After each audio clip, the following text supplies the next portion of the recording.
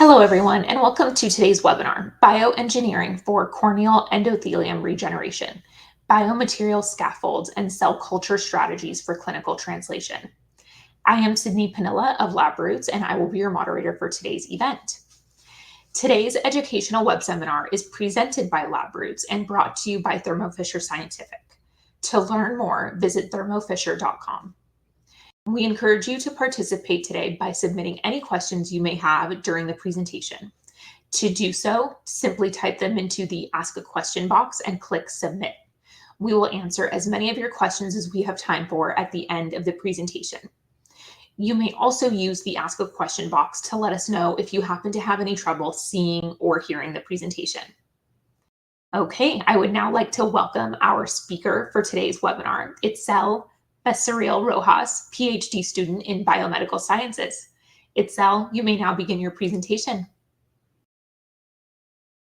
Well, thank you very much for that beautiful introduction. I'm really happy to be here and thanks for the invite. My name is Itzel Becerril. I'm a PhD student currently beginning my second year of the PhD at Tec de Monterrey.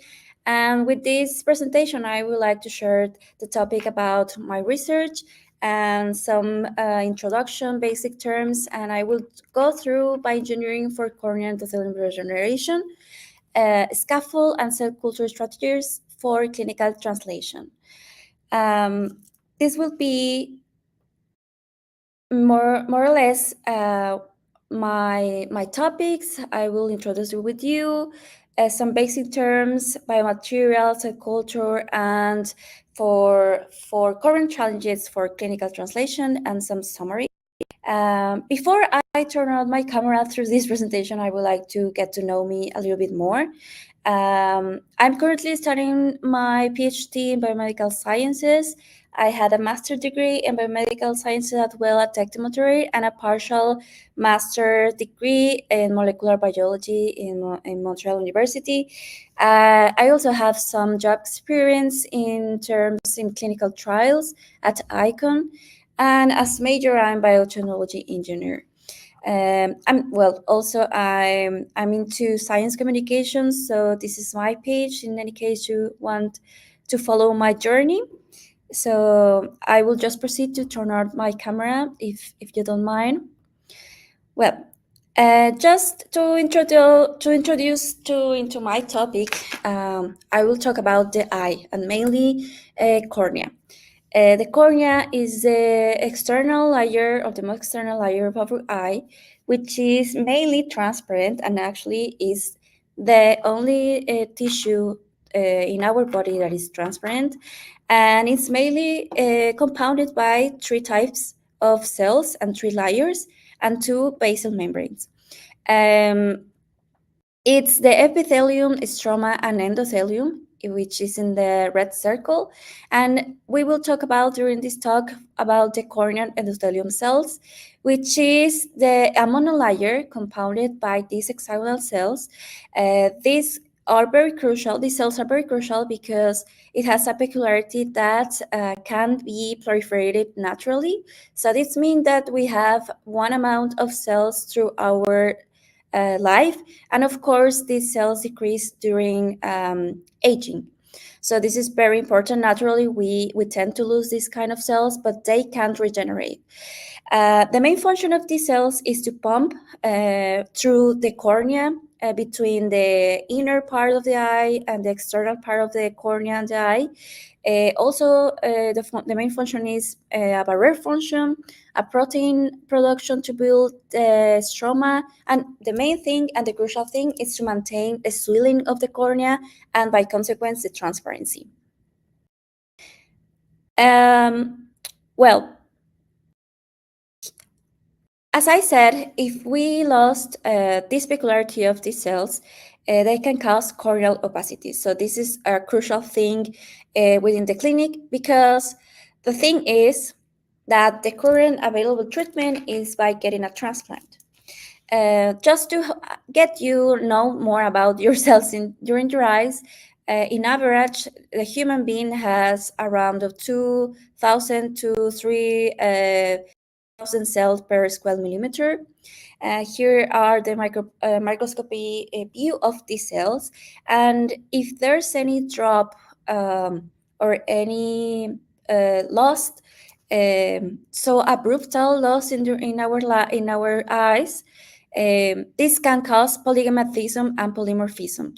So this can cause as well some other dystrophies like Fuchs dystrophy or Guttata that says these really holes in your eyes, and this can cause not a proper function to maintain your cornea, and of course this will be a partial blindness, and in the worst case totally blindness.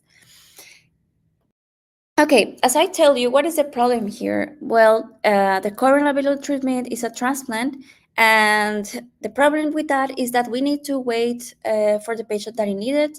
Worldwide statistic is that one donor is available for every 70 patients that need it, and mainly this statistic can be higher, mainly in Latin America, and this is really this is why this is really important, and we want to figure out, and we want to get to other solutions in order to also mitigate this shortage. Okay, so this is a topic, the most third topic that I will talk about, and I'm working during my PhD. That is the term of regenerative medicine. Mainly, I will talk about two main strategies in the regenerative medicine, which is tissue engineering and cell therapy. Particularly, I'm working with tissue engineering, but I would like to introduce you with these two strategies that are very into this field in corneal endothelium regeneration.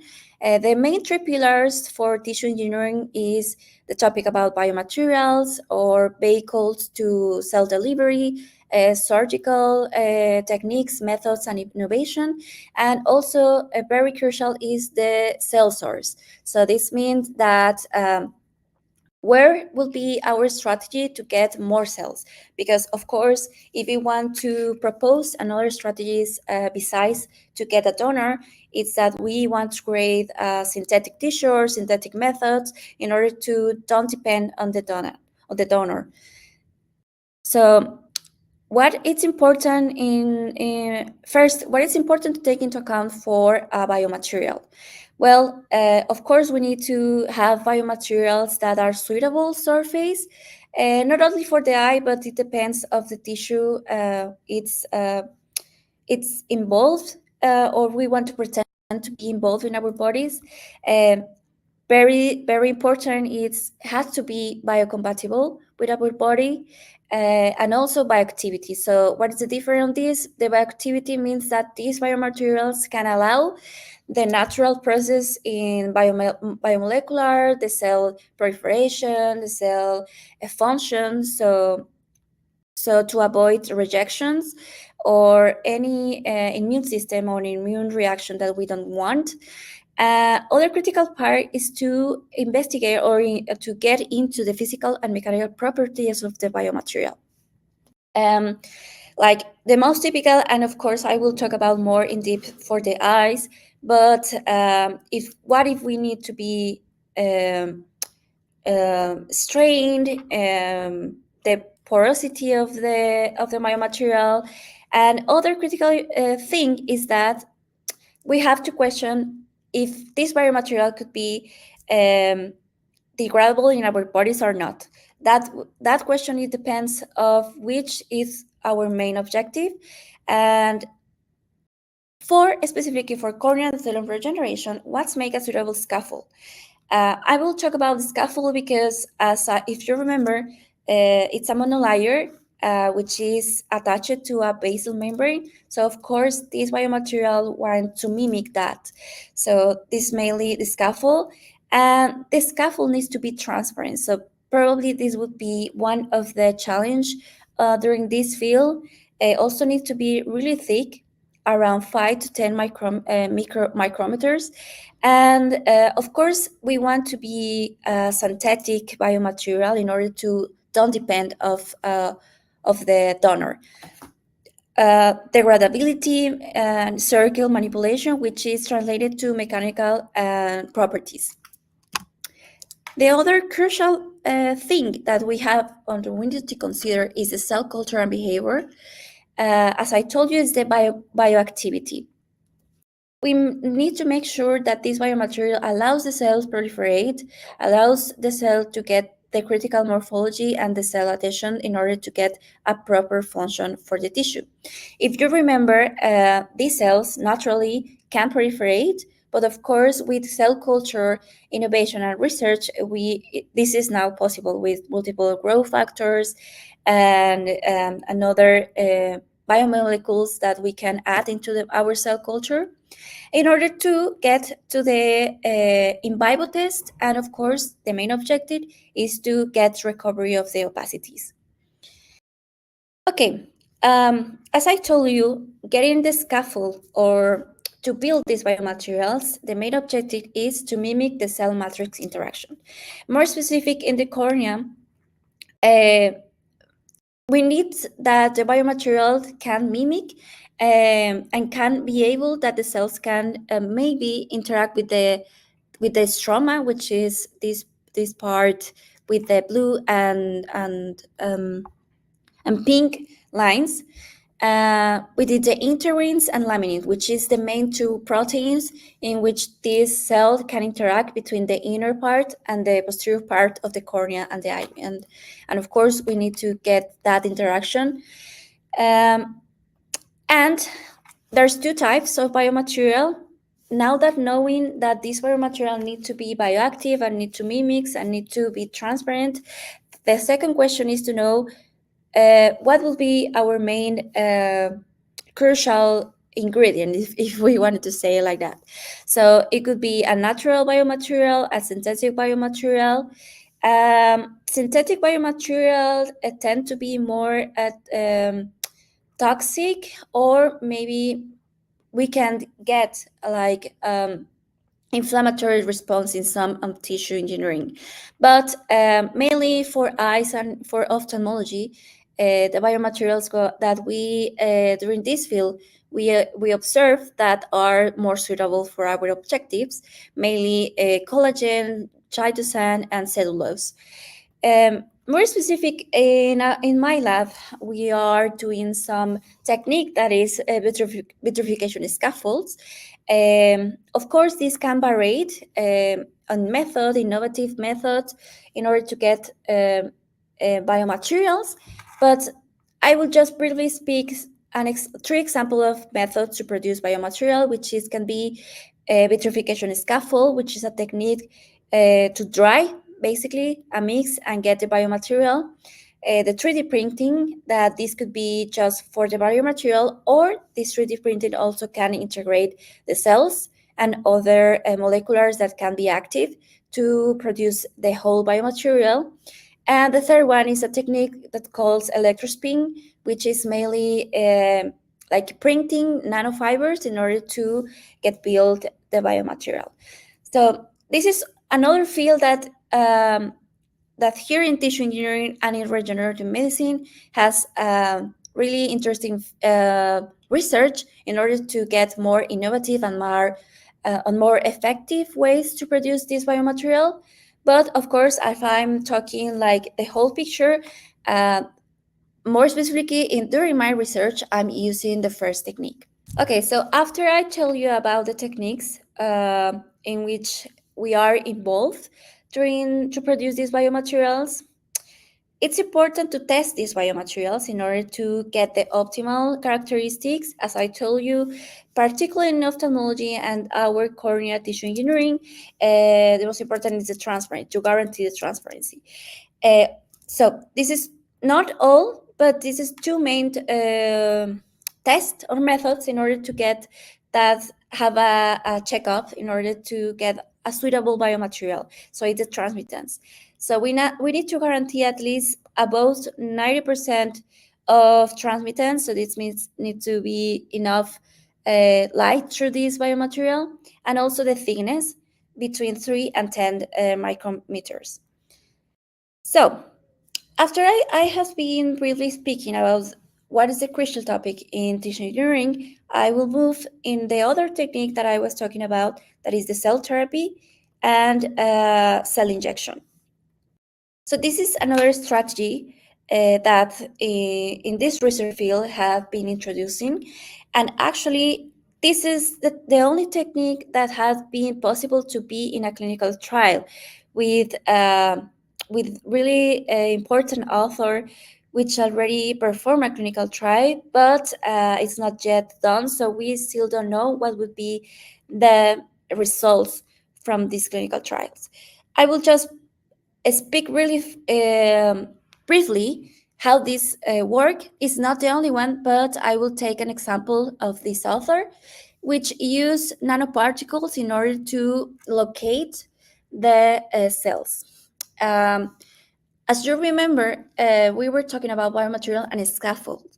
So these cells, during this research, has been proved that the cells can produce their own scaffold or their own basal membrane, but this take longer. So in order to guarantee the cell injection has the that they are located in the right area or in the cornea, they are additionally with nanoparticles in our cells in order to get this monolayer recovery.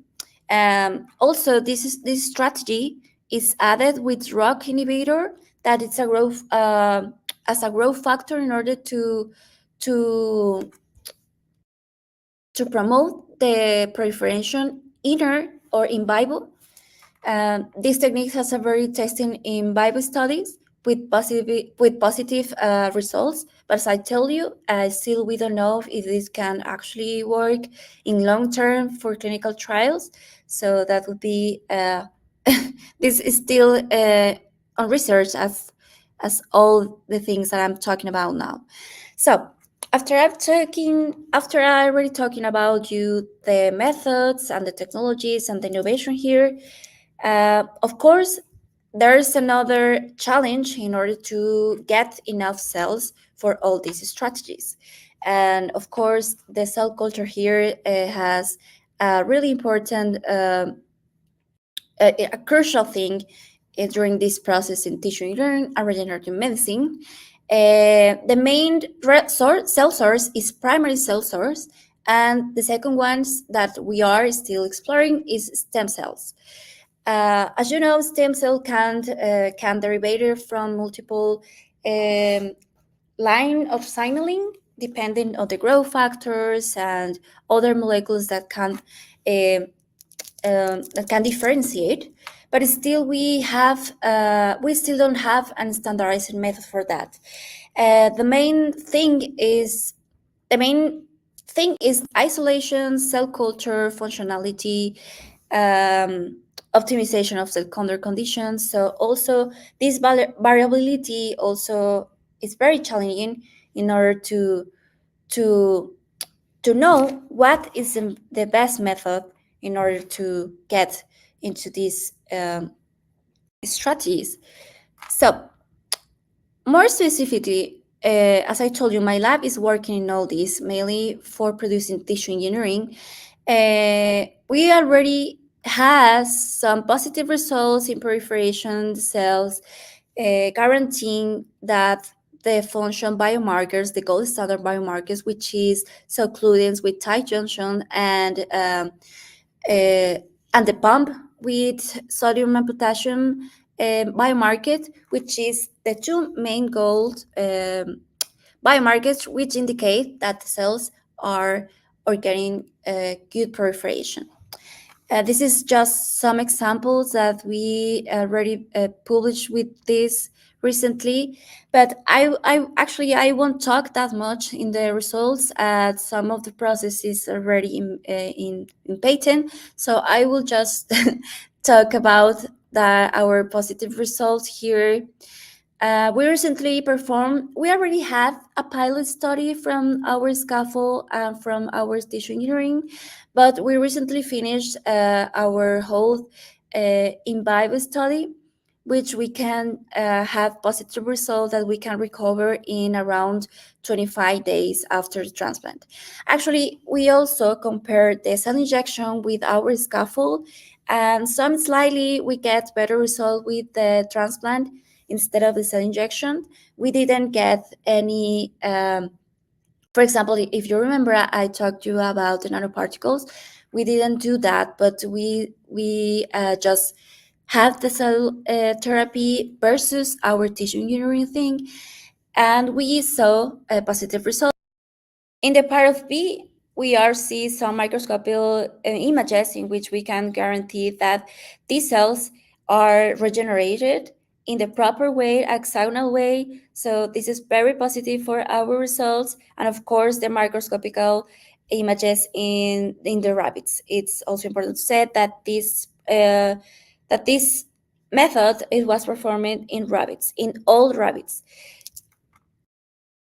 Okay, so after, okay, of course, we are not the only research team that we are into this, but after one of the main authors during this field is Gary P. That actually I had the pleasure to meet him in our Congress and to talk about and discuss our results. So the main difference between his research and our research is that the material or the tissue engineering that he is using is mainly dependent from corneal donation.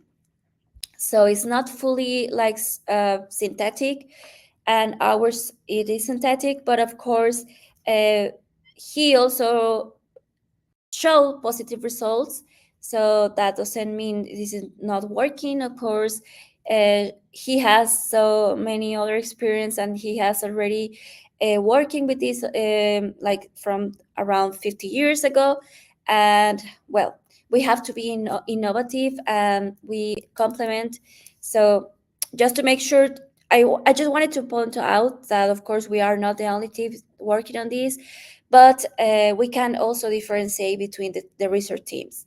We are not using the same techniques, we are not using the same method, and we are still done. We are still not in the translation or the clinical translation, so that's the main objective. And if you know, research is like this. Not all the basic research get into clinics, so that's the main challenge. And actually, I want to talk about that. Um, what are the main challenges to get into clinical translation? Why, mainly in biomedical sciences, not only in ophthalmology and tissue engineering, in the majority of the biomedical science, at least 80% it's not going to the clinic. So the main challenges, of course, in our field, in my field, is, as I tell you, the cell source. It's not well standardized what will be the best method in order to proliferate the cells to guarantee that they have the proper lifespan, that they can guarantee that the biomaterial can have long-term functionality. And of course, this is really challenging, and that's why we are here as scientists and to test this, but also the regulatory part in terms of for example, the FDA, the European agency, or each country has their own regulatory agency that can be paperwork, that can be really difficult to get those approvals. So that's another topic and another really important talk during the science, because probably as scientists sometimes we are really into deep in our research, and and uh, and it's important to see if our research it can clearly go to clinic someday. I mean, probably that's the dream for all of us, of all of us, even if it's we are not working in actually biomedical, also in other fields. But we have to get that mindset that even in when it's challenges, we have to get, and we have to take that into account. One really important tip in order to get more easily into translation, or at least to get more approach into translation, is to work even in the basic research with international guide standards. I have some example here. There are not all. This is basically for biomaterials, but there are some others for biomedical products, biotechnology products, and also specifically speaking in tissue engineering, there's not a standard guide that says what would be the specific requirements. So even when we don't have any specific guidelines, we need to look up which one can get in our field. For example, our biomaterial is most likely a hydrogel, so we are trying to read these guidelines and meets the protocols and the requirements that they expose during these guidelines in order to get more easily in case at some point in our research we want to translate it. So this would be easier. So this is a really important hint that I wanted to talk today. It's a really important for these fields. Even when it's still in basic research, we have to look up the regulation that are available now. So in order to look up in which one we can get into. And well, finally, and to get in a summary, as I told you, the corneal endothelial regeneration is a critical topic here, not only for patients, and that's, of course, is expensive in so many countries, mainly in developed countries, as is in Latin America.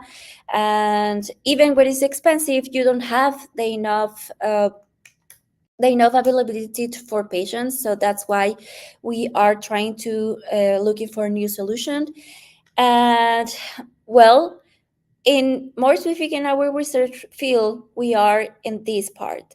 So we are very excited in order to get into that regulation. We need to still have some proofs in order to get and the safetiness, to prove the safetiness and the long span and the long behavior for our tissue engineering. But we are really glad to get into this point. Also, it's really well. I I really love this topic because it's involves multidisciplinary fields. Not only we need the ophthalmologists, we need the engineer, and of course me. That's I as a biotechnology. It's really. I mean, I really like to learn in so many fields, so that's why I'm very passionate to talk to you during this topic, and hopefully, for the next year, actually, you can read our paper. And as I tell you now, we are in process some patents, so that's why I can't share with you that much results.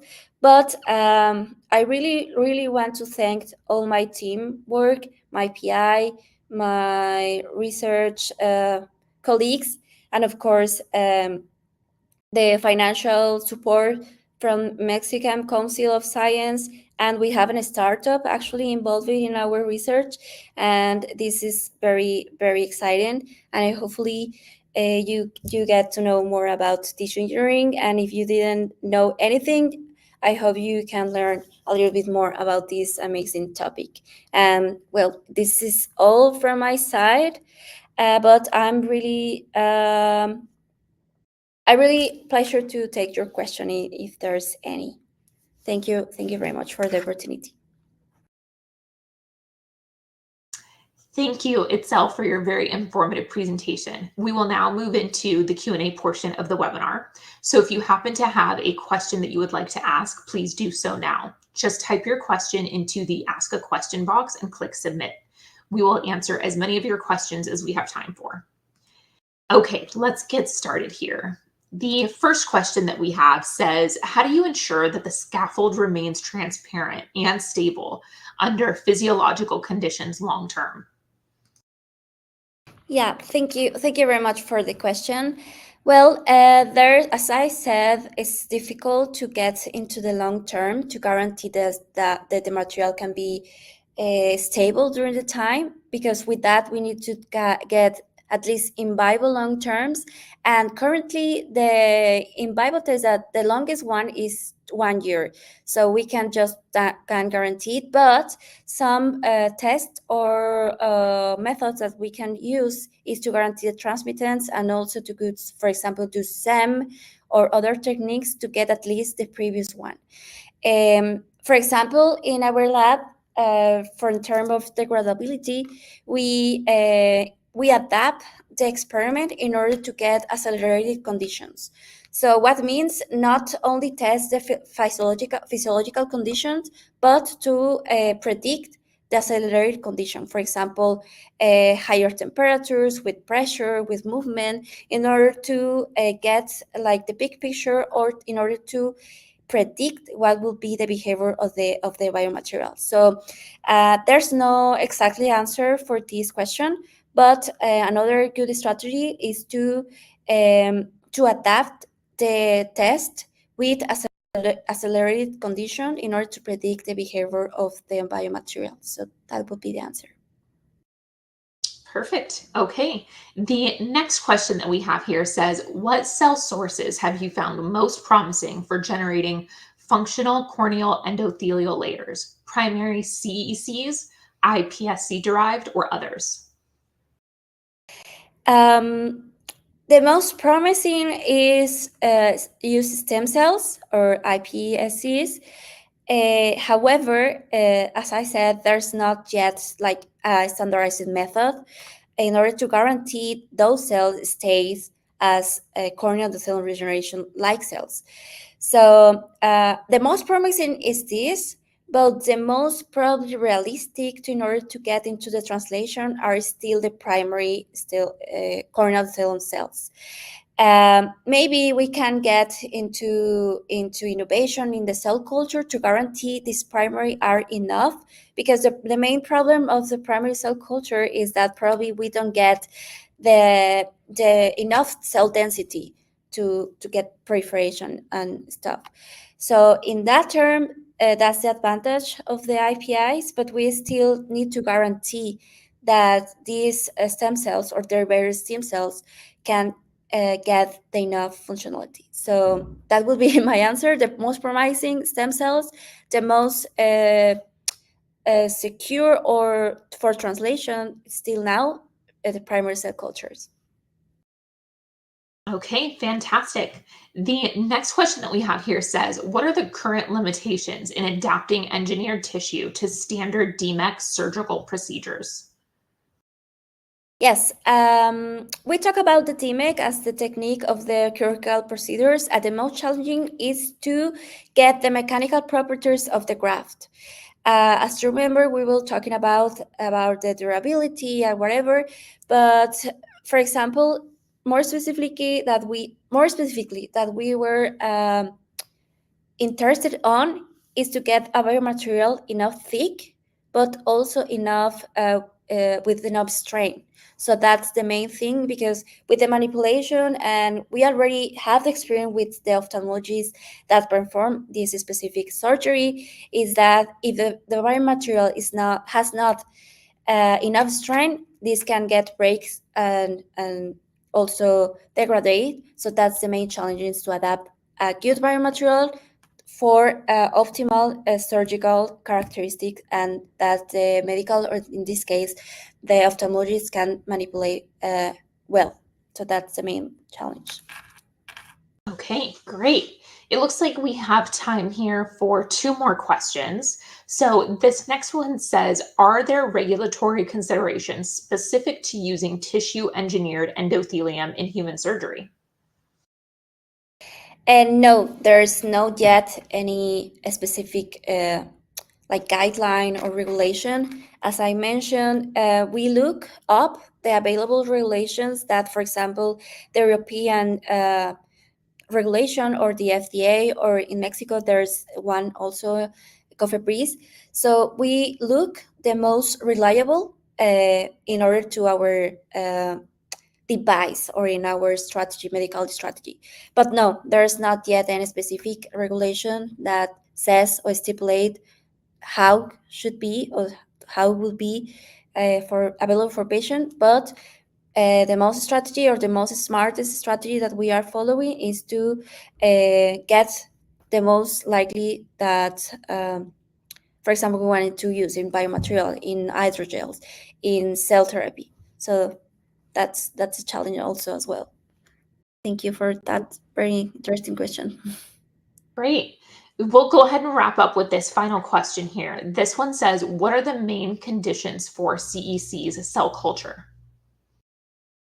Yes, we already have this review with so many authors in this field, and the main condition they are using. I will talk about the primary cell cultures because, as I said, the majority of the research groups around the world they are using primary cell culture.